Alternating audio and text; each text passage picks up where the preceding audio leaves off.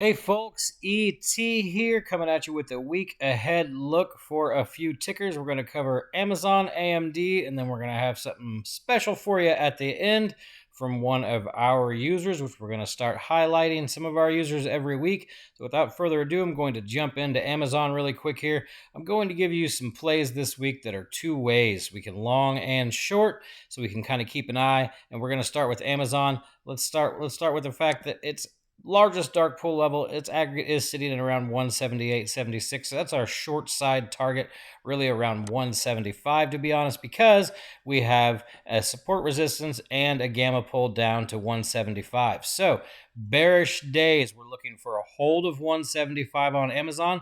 So we're going to short down to that spot. All right. So we get a day where the market is downtrending. I know we're quite high up there at 186. So we might not fully tag that.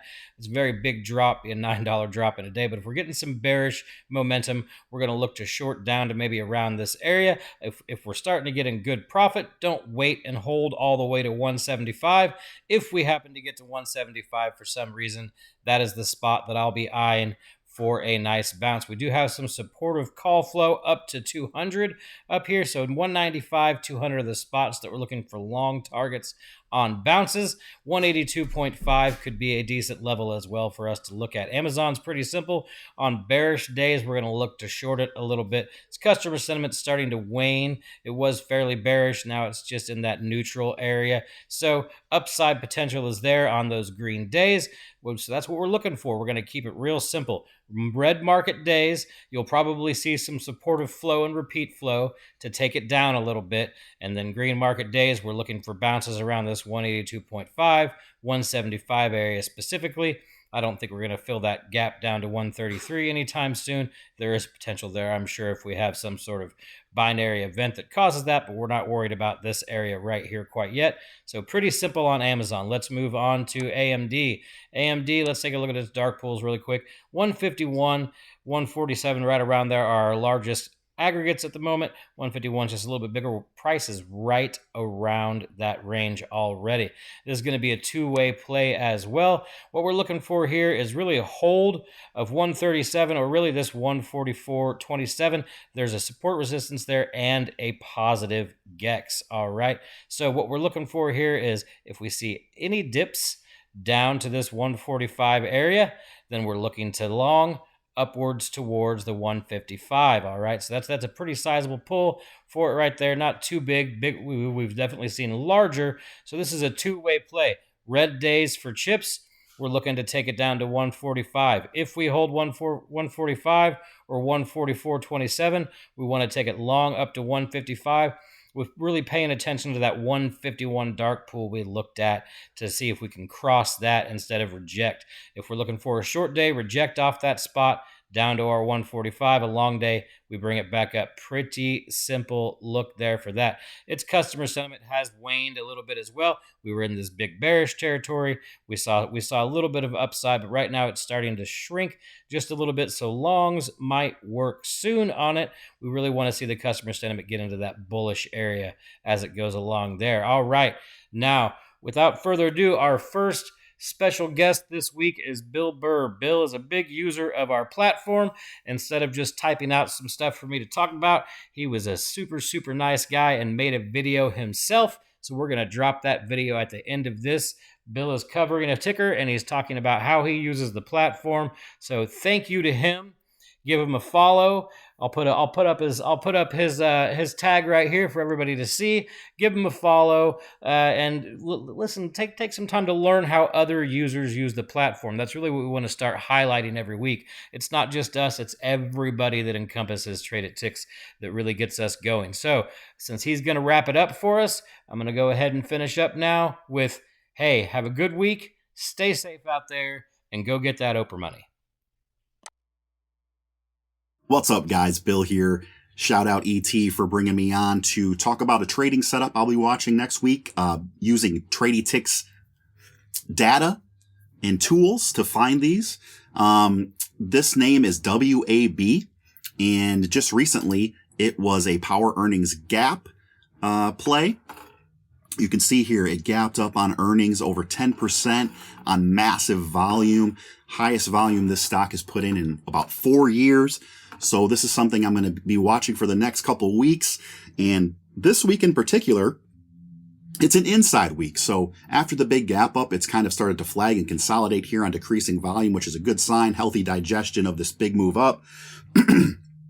And on TradyTix, you can scan for inside weeks. And I do this every weekend. I use the stock scanner tool, which used to be called Scanny. And you just come over to your filter and you go to inside outside days, click inside week, and then every inside week will come up. Now, there's going to be a ton, right? So what I do is I have my own watch list. I definitely recommend you guys make your watch list with the types of stocks you normally want to trade. I got about 200 just to cover all the ones I would have any interest ever in trading, right? Filtering out things like low volume stocks, pennies, stuff that doesn't have options, all that kind of thing. And then you just search by your watch list.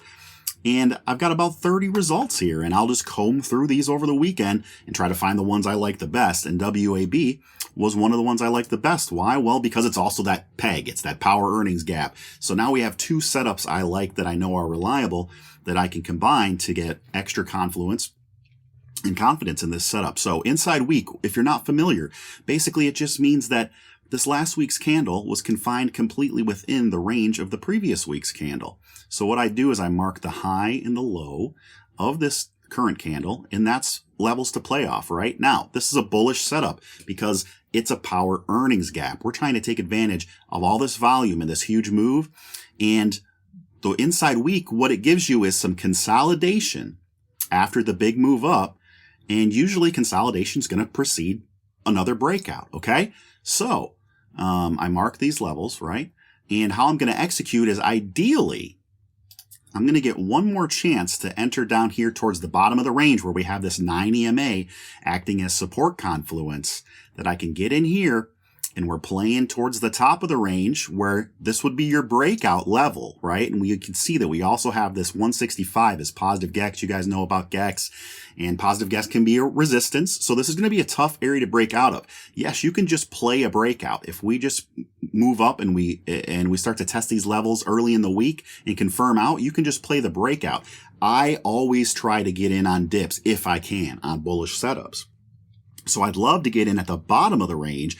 And by the time we're even getting ready to break out, we're nicely in profit on a swing that we can lock some in. And if the market wants to cooperate and we can push through this resistance and go up and retest all-time highs here at 167.49, we're nicely in profit. We're trimming again here. And then we can go for the target here, which is our largest GEX pull. Negative GEX acts as a magnet. So we've got some nice headroom. We can get in down here, 160 basically, $10 of upside, right? Now, where would I stop out? If we lose this 9 EMA, if we break down out of this low, of this inside week low, confirmation of a daily candle close, that would be invalidated. So you're looking at maybe you're going to lose a couple bucks if you get a breakdown after you enter down here and we close around here. I mean, yeah, I could really flush on you $5, but still, even if the worst case scenario, you catch a really nasty kill candle down to 155, let's say, you've still got 2-to-1 risk to reward built in with that move up to 170. Okay.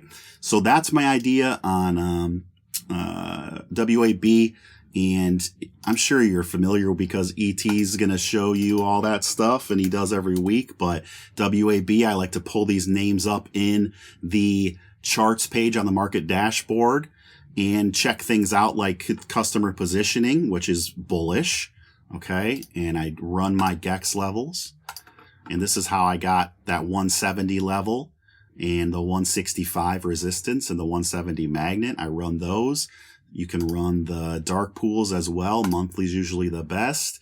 Look for any areas where there might be massive. I'm looking for the biggest dark pool levels on individual stocks. And you're going to need to spend some time with different names to know what's big for this stock, right?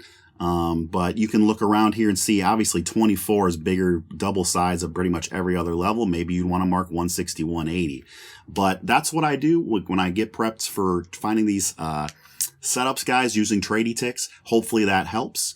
And I'll turn it back over to ET.